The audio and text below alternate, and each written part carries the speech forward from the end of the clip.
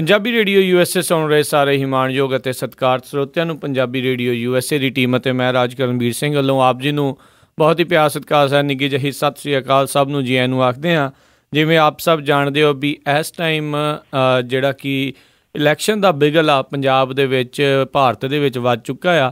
ਸੋ ਉਸ ਦੇ ਉੱਤੇ ਵਿਸ਼ੇਸ਼ ਜਿਹੜੀ ਗੱਲਬਾਤ ਅਸੀਂ ਤੁਹਾਡੀ ਅੱਡ ਅੱਡ ਹਸਤੀਆਂ ਦੇ ਨਾਲ ਕਰਵਾ ਰਹੇ ਹਾਂ ਅਤੇ ਉਸੇ ਦੇ ਵਿੱਚ ਅੱਜ ਤੁਹਾਡੀ ਜਿਹੜੀ ਗੱਲਬਾਤ ਅਸੀਂ ਕਰਾਉਣ ਜਾ ਰਹੇ ਹਾਂ ਜਥੇਦਾਰ ਰਣਜੀਤ ਸਿੰਘ ਹੁਣਾਂ ਦੇ ਨਾਲ। ਜਥੇਦਾਰ ਜੀ ਆਇਆਂ ਨੂੰ ਸਭ ਤੋਂ ਪਹਿਲਾਂ ਵਾਹਿਗੁਰੂ ਜੀ ਕਾ ਖਾਲਸਾ ਵਾਹਿਗੁਰੂ ਜੀ ਕੀ ਫਤਿਹ ਜੀ। ਅਤੇ ਜਥੇਦਾਰ ਜੀ ਤੁਸੀਂ ਗੁਰੂ ਕੀ ਨਗਰੀ ਸ਼੍ਰੀ ਦਰਬਾਰ ਸਾਹਿਬ ਸ਼੍ਰੀ ਅੰਮ੍ਰਿਤਸਰ ਸਾਹਿਬ ਵਿਖੇ ਰਹੇ ਹੋ, ਬਹੁਤ ਸਾਲ ਤੁਸੀਂ ਉੱਥੇ ਆਪਣੇ ਗੁਜ਼ਾਰੇ ਆ ਅਤੇ ਆਪਣੇ ਜਿਹੜੀ ਅੱਜ ਦੀ ਜਿਹੜੀ ਗੱਲਬਾਤ ਦਾ ਵਿਸ਼ਾ ਵੀ ਸ਼੍ਰੀ ਦਰਬਾਰ ਸਾਹਿਬ ਸ਼੍ਰੀ ਅੰਮ੍ਰਿਤਸਰ ਸਾਹਿਬ ਦੀ ਨਗਰੀ ਦੇ ਨਾਲ ਸੰਬੰਧਿਤ ਆ ਵੀ ਉੱਥੇ ਹੁਣ ਜਿਹੜਾ ਭਾਜਪਾ ਦੇ ਵੱਲੋਂ ਜੋ ਕਿ ਸ਼੍ਰੋਮਣੀ ਅਕਾਲੀ ਦਲ ਆ ਉਹਨਾਂ ਦੇ ਜਿਹੜੇ ਗੱਠਜੋੜ ਦੇ ਵਿੱਚ ਆ ਉਹਨਾਂ ਦੇ ਵੱਲੋਂ ਅਰੁਣ ਜੇਟਲੀ ਉਸ ਨੂੰ ਜਿਹੜਾ ਜੀ ਲਾਇਆ ਜਾ ਰਿਹਾ ਆ ਜੋ ਕਿ ਇੱਕ ਸਿੱਖਾਂ ਦਾ ਪਾਵਨ ਸਥਾਨ ਆ, ਸਿੱਖਾਂ ਦੀ ਉਹ ਨਗਰੀ ਆ ਜਿੱਥੇ ਕਿ ਭਾਵੇਂ ਪਹਿਲੋਂ ਭਾਜਪਾ ਦਾ ਹੀ ਬੰਦਾ ਸੀਗਾ ਜੋ ਕਿ ਨਵਜੋਤ ਸਿੰਘ ਸਿੱਧੂ ਇੱਕ ਸਿੱਖ ਦੇਖਣ ਵਾਲਾ ਜਿਹੜਾ ਸੀਗਾ ਅਤੇ ਸਾਰੇ ਜਣੇ ਉਸ ਚੀਜ਼ ਨੂੰ ਜਾਣਦੇ ਆ ਵੀ ਚਾਹੇ ਇੱਕ ਸਿੱਖ ਤਾਂ ਸੀਗਾ ਅਤੇ ਹੁਣ ਅਰੁਣ ਜੇਤਲੀ ਨੂੰ ਜਿਹੜੀ ਅੰਮ੍ਰਿਤਸਰ ਸਾਹਿਬ ਤੋਂ ਜਿਹੜੀ ਸੀਟ ਦੇ ਦੇਣੀ ਉਸ ਦੇ ਉੱਤੇ ਤੁਹਾਡੇ ਕੀ ਵਿਚਾਰ ਆ?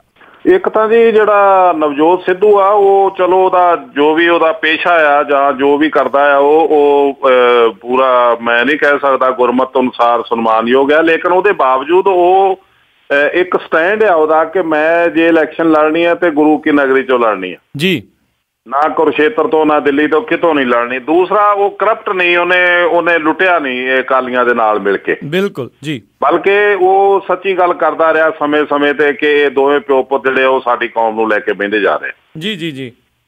ਤੇ ਇਸ ਤੋਂ ਇਲਾਵਾ ਜਿਹੜਾ ਖਾਸ ਕਰਕੇ ਜਿਹੜਾ ਅਰੁਣ ਜੇਤਲੀ ਆ ਜਿਹਦੀ ਬੈਕਗਰਾਊਂਡ ਜਿਹੜੀ ਆ ਉਹ ਗੁਰਧਾਰੀ ਲਾਲ ਹੁੰਦਾ ਸੀ ਜੰਮੂ ਕਸ਼ਮੀਰ ਦਾ ਡੋਗਰਾ ਜੀ, ਗੁਰਧਾਰੀ ਲਾਲ ਡੋਗਰਾ ਉਹਦਾ ਇਹ ਜਵਾਈ ਆ ਜੀ। ਇੱਕ ਸਟੂਡੈਂਟ ਜਮਾਤ ਸੀਗੀ RSS ਦੀ ਜਨਸੰਘ ਦੀ ਜਿਹੜੀ ਜਿਹਦਾ ਇਹ ਵਿਦਿਆਰਥੀ ਰਿਹਾ ਇੱਥੇ ਪ੍ਰਧਾਨ ਵੀ ਰਿਹਾ ਦਿੱਲੀ 'ਚ ਜੇਤਲੀ ਜੀ। ਤੋ ਖਾਸ ਕਰਕੇ ਮੇਰੇ ਆਪਣੇ ਕੇਸ ਦੇ ਵਿੱਚ ਮੇਰੇ ਵਿਰੁੱਧ ਇਹ ਸੁਪਰੀਮ ਕੋਰਟ 'ਚ ਭੁਗਤਿਆ, ਠੀਕ ਹੈ ਜੀ। ਤੇ ਅੱਜ ਵੀ ਇਹ 10-10 ਲੱਖ ਰੁਪਈਆ ਪੇਸ਼ੀ ਦਾ ਲੈਂਦਾ, ਨਾ ਇਹਨੇ ਕੋਈ ਪਰਉਪਕਾਰ ਕੀਤਾ ਆਮ ਲੋਕਾਂ ਤੇ ਜਾਂ ਆਮ ਸਮਾਜ ਤੇ, ਨਾ ਜਾਂ ਇਹਨੇ ਸਿੱਖ ਕੌਮ ਤੇ ਦੂਰ ਦੀ ਗੱਲ ਆ। ਪਰ ਮੈਂ ਮਹਿਸੂਸ ਕਰਦਾ ਕਿ ਇਹਦਾ ਇੰਨਾ ਕਸੂਰ ਨਹੀਂ ਜਿੰਨਾ ਕਸੂਰ ਪ੍ਰਕਾਸ਼ ਸਿੰਘ ਬਾਦਲ ਦਾ, ਜਿਹਨੇ ਆਪਣਾ ਭੇਖ ਦਿਖਾ ਕੇ ਕੌਮ ਨੂੰ ਜਿਹੜਾ ਕੌਮ ਨਾਲ ਸਮੇਂ ਧਰੋਹ ਕਰਦਾ ਰਿਹਾ। ਤੋ ਖਾਸ ਕਰਕੇ ਇਸ ਬੰਦੇ ਦਾ ਕੋਈ ਦੀਨ ਅਮਾਨ ਨਹੀਂ। ਜਿਹੜੇ ਤੁਸੀਂ 70-71 ਤੇ ਆ ਜਾਓ ਤੁਸੀਂ, ਜਦੋਂ ਲਛਮਣ ਸਿੰਘ ਨੇ ਇੱਕ ਵਾਰੀ ਸਰਕਾਰ ਡੇਗੀ, ਗੁਰਨਾਮ ਸਿੰਘ ਦੀ ਅਕਾਲੀ ਸਰਕਾਰ, ਦੂਸਰੀ ਵਾਰੀ ਗੁਰਨਾਮ ਸਿੰਘ ਦੀ ਸਰਕਾਰ ਦਾ ਬਜਟ ਪੇਸ਼ ਕਰਨ ਦੇ ਸਮੇਂ ਬਲਵੰਤ ਸਿੰਘ ਨਹੀਂ ਕਰ ਸਕਿਆ, ਇਹਦੀ ਸਰਕਾਰ ਡਿੱਗ ਪਈ। ਤੇ ਇਹ ਪ੍ਰਕਾਸ਼ ਸਿੰਘ ਬਾਦਲ ਸੀ ਜਿਹਨੇ ਇੰਦਰਾ ਗਾਂਧੀ ਦੇ ਕੋਲ ਜਾ ਕੇ ਮੱਥਾ ਟੇਕ ਕੇ ਉਹਨੂੰ ਨਾਲ ਲੈ ਕੇ ਗਿਆ ਫਤਿਹ ਸਿੰਘ ਨੂੰ, ਫਤਿਹ ਸਿੰਘ ਨੂੰ ਨਾਲ ਲਿਜਾ ਕੇ ਉਹਦੀ ਸਪੋਰਟ ਲੈ ਕੇ ਇਹਨੇ 8-9 ਮਹੀਨੇ ਉਦੋਂ ਸਰਕਾਰ ਚਲਾਈ ਕਾਂਗਰਸ ਦੀ ਸਪੋਰਟ ਲੈ ਕੇ ਜੀ। ਤੋ ਅਕਾਲੀ ਸਰਕਾਰ ਡੇਗੀ, ਤੋ ਉਸ ਸਮੇਂ ਇਹ ਆਪਣਾ ਕਾਂਗਰਸ ਦਾ ਪਿਆਦਾ ਬਣਿਆ ਹੋਇਆ ਸੀ। ਤੋ ਅੱਜ ਇਹਨੂੰ ਨਾ ਤੇ ਧਰਮ ਨਾ ਕਰਮ ਨਾ ਕੋਈ ਸਮਾਜ ਦੀ ਸ਼ਰਮ ਨਾ ਕੌਮ ਦੀ ਸ਼ਰਮ ਨਾ ਕਿਸੇ ਹੋਰ ਦੀ, ਖਾਸ ਕਰਕੇ ਜਿਹੜੀ ਅਕਾਲੀ ਜਮਾਤ ਇੱਕ ਆਵਾਜ਼ ਬਣੀ ਸੀ ਕੌਮ ਦੀ, ਆਵਾਜ਼ ਬੁਲੰਦ ਕਰਨ ਲਈ ਇੱਕ ਹੋਂਚ ਆਈ ਸੀ ਸਾਡੀ ਜਮਾਤ, ਉਸ ਜਮਾਤ ਨੂੰ ਦੇ ਸੰਵਿਧਾਨ ਨੂੰ ਇਹਨੇ ਕੂੜੇ 'ਚ ਸੁੱਟ ਦਿੱਤਾ। ਅੱਜ ਅਕਾਲੀ ਦਲ ਜਿਹੜਾ ਬਣਾਈ ਬੈਠਾ ਉਹਦੀ ਰੂਹ ਜਿਹੜੀ ਸੀ ਅਕਾਲੀ ਦਲ ਦੀ ਕੱਢ ਕੇ ਇਹਨੇ ਸੁੱਟ ਦਿੱਤੀ। ਉਹ ਖੋਖਲਾ ਅਕਾਲੀ ਦਲ ਨਾ ਜਿਹੜਾ ਉਹ ਲੋਕਾਂ ਨੂੰ ਬੇਵਕੂਫ ਬਣਾਉਣ ਕਰਕੇ ਬਣਾ ਕੇ ਤੇ ਵਰਤ ਰਿਹਾ, ਲੇਕਿਨ ਸਾਡੀ ਕੌਮ ਨਾਲ ਇਹ ਧਰੋਹ ਕਰਦਾ ਪਿਆ। ਇੱਕ ਗੁਰੂ ਕੀ ਨਗਰੀ ਜਿੱਥੇ ਆંકੜੇ ਦੱਸਦੇ ਨੇ ਕਿ ਸਿੱਖ ਇਲਾਕਾ, ਸਿੱਖਾਂ ਦੀ ਬਹੁਤ ਸੰਖਿਅਕ ਵਸੋਂ ਉੱਥੇ ਆ, ਉਹ ਜਿਹੜਾ ਉਹ RSS ਨੂੰ ਦਿੱਤਾ ਜਾ ਰਿਹਾ। ਜਿਹੜੀ RSS ਏਜੰਡਾ ਆ ਕਿ ਇਹ ਸਾਡੀ ਹਿੰਦੁਸਤਾਨ ਦੇ ਵਿੱਚ ਕੋਈ ਘੱਟ ਗਿਣਤੀ ਰਹੂਗੀ ਤੇ ਦੂਸਰੇ ਨੰਬਰ ਦੀ ਸ਼ਹਿਰੀ ਬਣ ਕੇ ਰਹੂਗੀ ਜੀ। ਦੂਸਰਾ ਤੋਗੜੀਆ ਵਰਗਿਆਂ ਨੇ ਹਿੰਦੂ ਪ੍ਰੀਸ਼ਦ ਦੇ ਲੀਡਰਾਂ ਨੇ ਅੰਮ੍ਰਿਤਸਰ ਦੇ ਵਿੱਚ ਆ ਕੇ ਬਿਆਨ ਦਿੱਤੇ ਨੇ ਕਿ ਸਿੱਖ ਜਿਹੜੇ ਨੇ ਇਹ ਸਾਡੇ ਕੇਸਾਧਾਰੀ ਹਿੰਦੂ ਵੀਰ ਨੇ ਤੋ ਸਾਡੀ ਇਹ ਕੌਮ ਨੂੰ ਸਾਡੇ ਘਰ ਆ ਕੇ ਚੈਲੰਜ ਕਰਨ ਵਾਲਿਆਂ ਨੂੰ ਉਹ ਸੀਟ ਛੱਡੀ ਜਿਹੜੀ ਸੀਟ ਗੁਰੂ ਕੀ ਨਗਰੀ ਗੁਰੂ ਰਾਮਦਾਸ ਜੀ ਦੇ ਨਾਲ ਇਤਿਹਾਸਕ ਨਗਰੀ ਆ, ਜਿਹਦਾ ਗੁਰੂ ਗ੍ਰੰਥ ਸਾਹਿਬ ਦੇ ਵਿੱਚ ਜ਼ਿਕਰ ਆ, ਜਿਹੜੀ ਮੁੱਲ ਲੈ ਕੇ ਗੁਰੂ ਰਾਮਦਾਸ ਨੇ ਬਣਾਈ। ਜਿਸ ਨਗਰੀ ਦੀਆਂ 9 ਸੀਟਾਂ ਦੇ ਵਿੱਚ ਸਿੱਖ 9 ਚੋਂ ਘੱਟੋ ਘੱਟ 8 ਸੀਟਾਂ ਤੇ ਵੱਡੀ ਸੰਖਿਆ ਦੇ ਵਿੱਚ ਵੱਧ ਨੇ ਉੱਥੇ ਜੀ। ਉੱਥੇ ਇਹ ਸੀਟ ਇਹਨੇ ਜੈਤਰੀ ਨੂੰ ਆਪ ਬੁਲਾ ਕੇ, ਸਿੱਧੂ ਨੂੰ ਕੱਢ ਕੇ ਤੇ ਆਪ ਬੁਲਾ ਕੇ ਤੇ ਇਹਨਾਂ ਦਿੱਤੀ ਆ ਜੀ। ਇਹ ਨਿੰਦਣਯੋਗ ਆ। ਮੈਂ ਤੇ ਇਹੀ ਕਹਿ ਸਕਦਾ ਕਿ ਸਾਡੀ ਕੌਮ ਜਿਹੜੀ ਆ ਸੁੱਤੀ ਪਈ ਆ, ਤੇ ਜਿਸ ਤਰ੍ਹਾਂ ਗੁਰੂ ਸਾਹਿਬ ਨੇ ਕਦੀ ਸੁਚੇਤ ਕੀਤਾ ਸੀ ਕਿ ਰੇ ਜਨ ਉਥਾਰੇ ਦੱਬਿਓ ਸੁੱਤਿਆਂ ਗਈ ਵਹਾਏ, ਸਾਡੀ ਕਿਤੇ ਸੁੱਤਿਆਂ ਹੀ ਨਾ ਬੀਤ ਜਾਵੇ ਜੀ। ਮੈਨੂੰ ਇਹ ਲੱਗਦਾ ਹੈ ਕਿ ਅਸੀਂ ਬਹੁਤ ਨੁਕਸਾਨ ਉਠਾ ਰਹੇ ਹਾਂ ਕਿ ਪ੍ਰਕਾਸ਼ ਸਿੰਘ ਬਾਦਲ ਨੇ ਅਕਾਲੀ ਦਲ ਨੂੰ ਆਪਣੀ ਲਿਮਟਿਡ ਕੰਪਨੀ ਬਣਾ ਲਿਆ। ਜੇ ਜੀ ਕੀਤਾ ਭਤੀਜਾ ਇਹਨੂੰ ਟਿਕਟ ਦੇਤੀ, ਜੀ ਕੀਤਾ ਪੁੱਤ ਨੂੰ ਦੇਤੀ, ਜੀ ਕੀਤਾ ਜਵਾਈ ਨੂੰ ਦੇਤੀ, ਜੀ ਕੀਤਾ ਪੁੱਤਰ ਦੇ ਸਾਲੇ ਨੂੰ ਦੇਤੀ, ਜੀ ਕੀਤਾ ਜਵਾਈ ਦੇ ਭਾਈ ਨੂੰ ਦੇਤੀ। ਤੇ ਇਸਨੇ ਅਕਾਲੀ ਦਲ ਦੀ ਰੂਹ ਖਤਮ ਕਰ ਦਿੱਤੀ। ਅਕਾਲੀ ਦਲ ਦੇ ਜਿਹੜੇ ਡਾਂਗਾ ਖਾਣ ਵਾਲੇ, ਜੇਲਾਂ ਕੱਟਣ ਵਾਲੇ ਜਿਹੜੇ ਵੱਡੇ ਵੱਡੇ ਲੀਡਰ ਸੀ, ਉਹਨਾਂ ਨੂੰ ਇਹਨੇ ਨੇਸ ਤੋਂ ਨਬੂਦ ਕਰ ਦਿੱਤਾ ਜੀ। ਤੋ ਮੈਂ ਇਹੀ ਕਹੂੰਗਾ ਕਿ ਇਹਦਾ ਸਾਰੇ ਦਾ ਸਾਰਾ ਜਿਹੜਾ ਜੁੰਮਾ ਆ ਜਾਂ ਜ਼ਿੰਮੇਵਾਰੀ ਜਵਾਬਦੇਹੀ ਆ ਉਹ ਪ੍ਰਕਾਸ਼ ਸਿੰਘ ਬਾਦਲ ਦੀ ਆ। ਇਹ ਸਾਡੀ ਕੌਮ ਨਾਲ ਅੱਜ ਵੀ ਧਰੋਹ ਕਰੀ ਜਾ ਰਿਹਾ ਤੇ ਕਰੀ ਜਾ ਰਿਹਾ ਸਾਲਾਂ ਤੋਂ।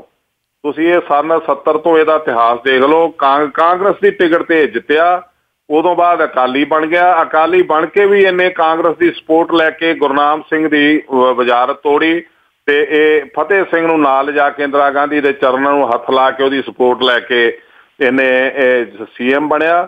ਅੱਜ ਉਸੇ ਕਾਂਗਰਸ ਨੂੰ ਕਹਿੰਦਾ ਇਹ ਸਿੱਖਾਂ ਦੀ ਦੁਸ਼ਮਣ ਆ। ਤੋ ਅੱਜ ਜਿਹਦੇ ਨਾਲ ਹੱਥ ਮਿਲਾਇਆ ਅਸਲ ਵਿੱਚ ਉਹ ਸਿੱਖਾਂ ਦੀ ਦੁਸ਼ਮਣ ਹੈ, ਜਿਹੜੀ ਸਾਨੂੰ ਇੰਡੀਆ ਦੇ ਵਿੱਚ, ਪੰਜਾਬ ਦੇ ਵਿੱਚ ਬਰਦਾਸ਼ਤ ਕਰਨ ਨੂੰ ਤਿਆਰ ਨੇ ਜੀ ਜੀ। ਉਹਨਾਂ ਨੂੰ ਇਹਨਾਂ ਨੇ ਟਿਕਟ ਦੇ ਦਿੱਤੀ ਹੈ ਜੀ।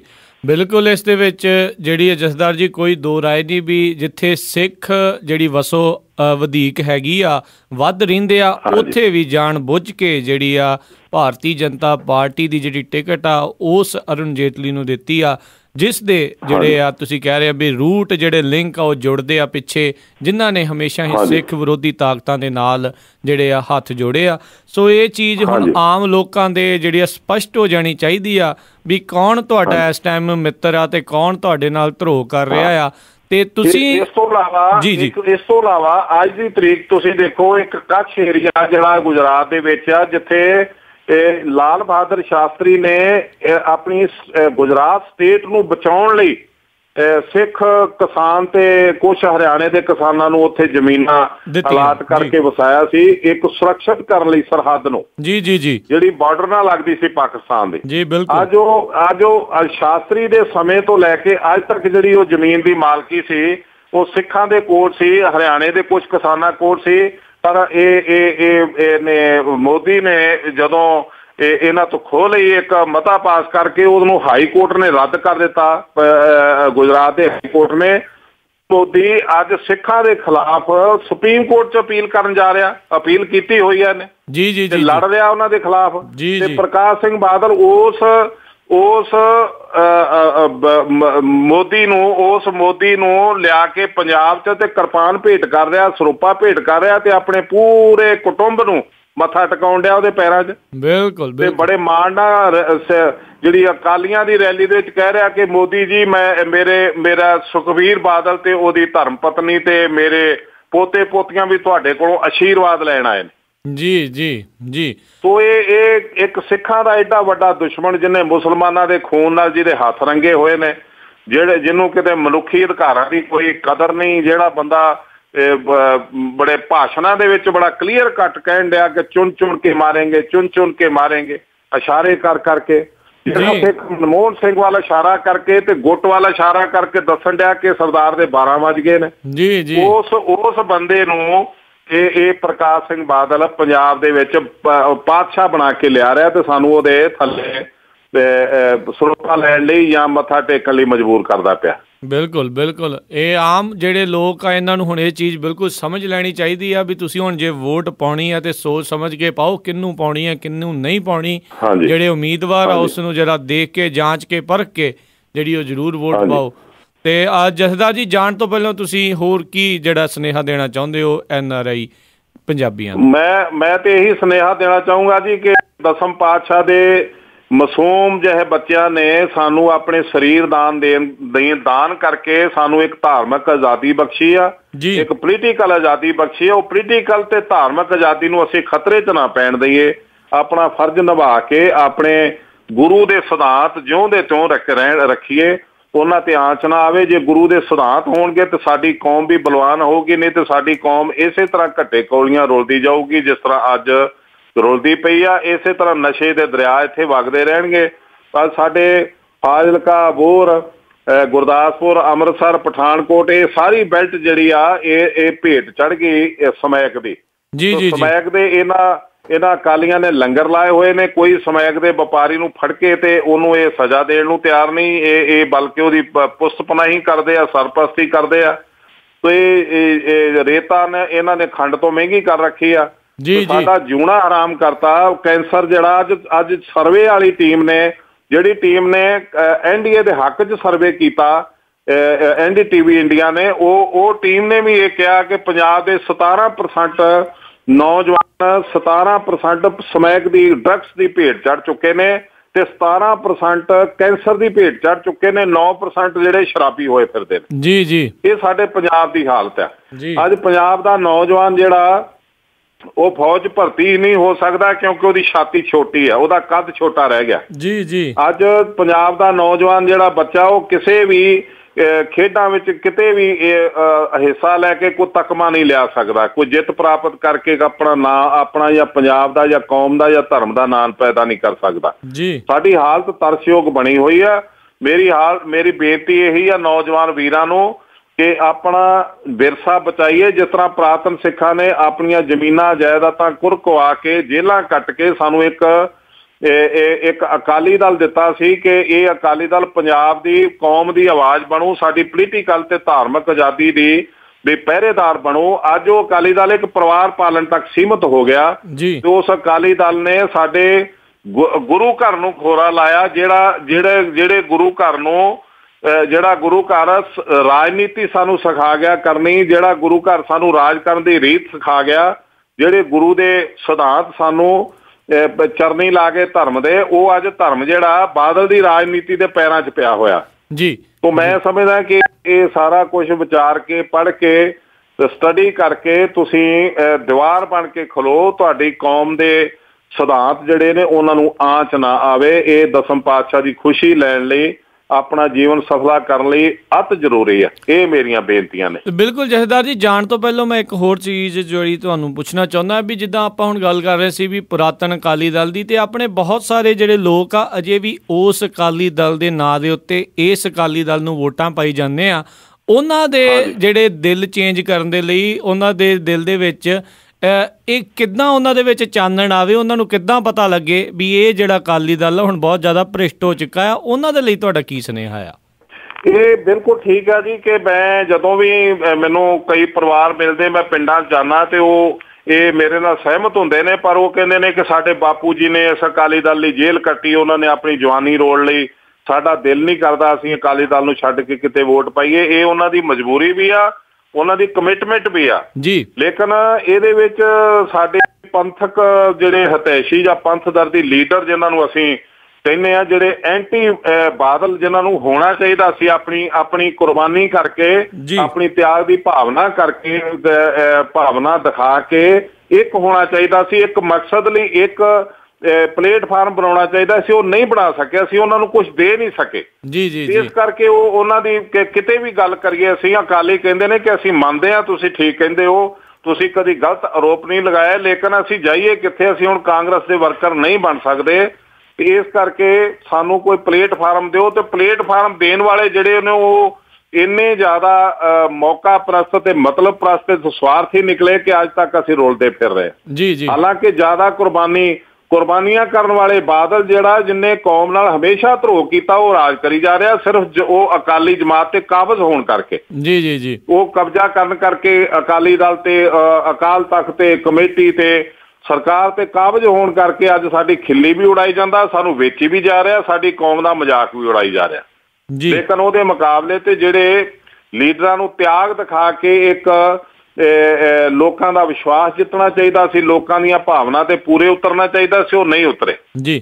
ਉਹ ਫਿਰ ਟੀਮ ਨਾ ਬਣਾਉਣ ਕਰਕੇ ਸਾਡੇ ਸਿੱਖਾਂ ਦੀ ਵੈਸੇ ਇਹ ਤਕਰੀਬਨ ਤੁਸੀਂ ਆਪ ਹੀ ਅੰਦਾਜ਼ਾ ਲਗਾ ਲਓ ਕਿ 85 ਦੇ ਵਿੱਚ ਜਦੋਂ ਸਿੱਖਾਂ ਦਾ ਗੁੱਸਾ ਸੀ ਕਾਂਗਰਸ ਦੇ ਵਿਰੁੱਧ, ਉਦੋਂ 85 MLA ਜਿੱਤੇ ਸੀ ਅਕਾਲੀ ਦਲ ਦੇ। ਬਿਲਕੁਲ ਜੀ। ਤੇ ਬਰਨਾਲੇ ਦੀ ਸਰਕਾਰ ਬਣੀ ਸੀ। 97 ਦੇ ਵਿੱਚ ਉਹ 73 ਤੇ ਗਿਣਤੀ ਆ ਗਈ ਜਦੋਂ ਬਾਦਲ ਆਇਆ। ਜੀ ਜੀ। 73 ਤੋਂ ਹੁਣ 41 ਤੇ ਆਈ, ਉਹਦੇ ਬਾਅਦ 41 ਤੋਂ 46 ਤੇ ਆਈ। 46 ਸੀਟਾਂ ਤੇ ਜਿੰਨੀ ਵੋਟ ਪੋਲਿੰਗ ਹੋਈ ਅਕਾਲੀ ਦਲ ਨੂੰ, ਉਹਦੇ ਤੋਂ 3% ਵੋਟ ਪਿਛਲੀ ਦਫਾ ਘੱਟ ਕੇ ਪੋਲ ਹੋਈ। ਲੇਕਿਨ ਕਾਂਗਰਸ ਦੀਆਂ ਬੇਵਕੂਫੀਆਂ ਕਰਕੇ ਕਹਿ ਲਓ ਜਾਂ ਉਹਨਾਂ ਦੇ ਦੋ ਬੰਦੇ ਜਦੋਂ 23 ਸੀਟਾਂ ਤੇ ਖਲੋ ਗਏ ਤੇ ਉਹ ਕਾਂਗਰਸ ਦੀ ਵੋਟ ਜਿਹੜੀ ਆ ਉਹ ਡਿਵਾਈਡ ਹੋਣ ਕਰਕੇ ਬਾਦਲ ਦੀਆਂ ਸੀਟਾਂ ਵੱਧ ਗਈਆਂ। ਲੇਕਿਨ 3% ਵੋਟ ਪਹਿਲਾਂ ਨਾਲੋਂ ਵੀ ਘੱਟ ਗਈ ਅਕਾਲੀ ਦਲ ਦੀ। ਜੀ। ਵੋਟ ਘਟੀ ਆ ਤੇ ਗਾਂ ਵੀ ਘਟਣੀ ਆ।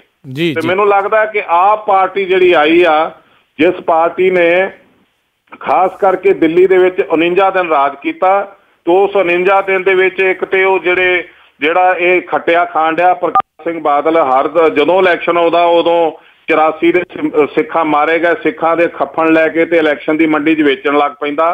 ਉਸ ਬਾਦਲ ਨੂੰ ਇਹ ਮੂੰਹ ਤੇ ਚਪੇੜ ਮਾਰ ਕੇ ਇਹ ਦੱਸਿਆ ਕਿ ਇਹ ਜਿਹੜਾ ਕੰਮ ਮੈਂ ਕੀਤਾ, ਤੂੰ 7 ਸਾਲ ਭਾਈਵਾਲ ਬਣ ਕੇ ਵਾਜਪਾਈ ਦਾ ਕਰ ਸਕਦਾ ਸੀ, ਤੂੰ ਜਦੋਂ ਮਦਨ ਲਾਲ ਖੁਰਾਨੇ ਦੀ 5 ਸਾਲ ਸਰਕਾਰ ਬਣੀ ਦਿੱਲੀ 'ਚ ਉਦੋਂ ਕਰ ਸਕਦਾ ਸੀ। ਉਹਨੇ ਸਿੱਟ ਬਣਾ ਦਿੱਤੀ ਇਹ ਜਿਹੜੀ ਦਿੱਲੀ ਦੰਗਿਆਂ ਦੀ ਜਾਂਚ ਕਰੂਗੀ ਤੇ ਉਹਦੇ ਲਈ ਕੋਈ ਵੀ ਦਿੱਲੀ ਪੁਲਿਸ ਦਾ ਅਫਸਰ ਜਿਹੜਾ ਉਹ ਦਿੱਲੀ ਦਾ ਰਹਿਣ ਵਾਲਾ ਉਹਦੇ 'ਚ ਇਨਵੋਲਵ ਨਹੀਂ ਹੋਊਗਾ, ਬਾਹਰ ਦੀ ਪੁਲਿਸ ਲੱਗੂਗੀ।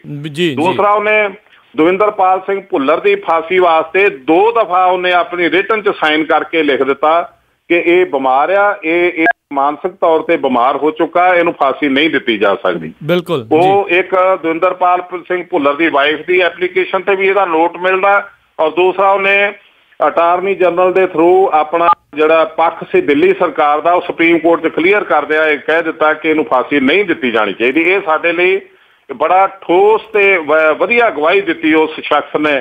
ਮੈਂ ਬਿਆਨ ਦੇ ਵਿੱਚ ਵੀ ਕਿਹਾ ਕਿ ਮੈਂ ਰਿਣੀ ਰਹੂੰਗਾ ਕੇਜਰੀਵਾਲ ਸਾਹਿਬ ਦਾ, ਜਿਹਨੇ ਸਿੱਖਾਂ ਲਈ ਦਿਲੋਂ ਹਮਦਰਦੀ ਜਤਾਈ।